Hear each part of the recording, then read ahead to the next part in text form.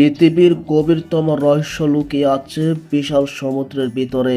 আর সেই সমুদ্রের মধ্যে সবচেয়ে ভয়ঙ্কর ও রহস্য হলো আটলান্টিক মহাসাগর, যেখানে অজানা শক্তি, অদেখা প্রাণী আর শত শত বছরের রহস্য আজও বিজ্ঞানীদের হতবাক করে রাখে।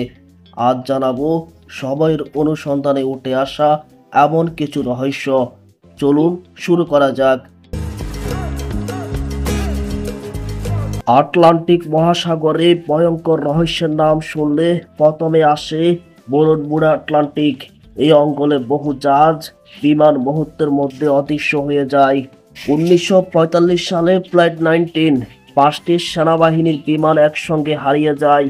শেষবার রেডিওতে শোনা গিয়েছিল, আমাদের কম্পাস কাজ করছে না, আমরা পথ হারিয়ে ফেলেছি। তারপর আর কোনো সিগন্যাল পাওয়া যায়নি।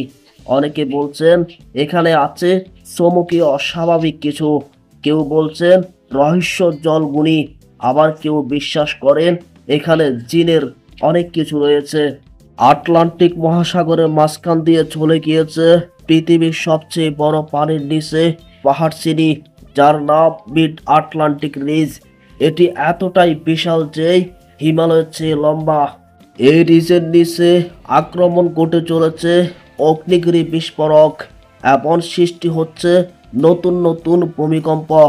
বিজ্ঞানীরা বারবার অদ্ভুত ধরনের ভূমিকম্প এবং অচেনা শব্দ রেকর্ড করেছেন, যেগুলো আজও অজানা।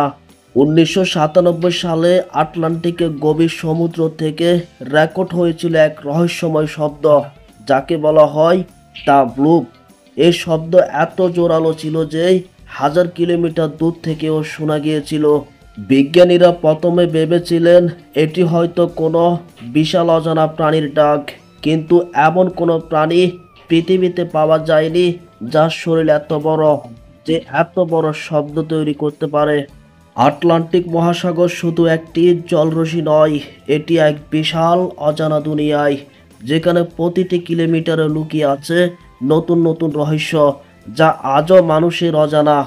আপনি কি মনে করেন এই রহস্যের পিছনে আছে প্রাকৃতিক শক্তি, নাকি সত্যি কোনো অজানা শক্তি কাজ করছে? ভিডিওটি ভালো লাগলে লাইক দিন, কমেন্ট করে জানিয়ে দিন কোন রহস্য নিয়ে ভিডিও চান, আর অবশ্যই সাবস্ক্রাইব করে পাশে থাকুন। ধন্যবাদ।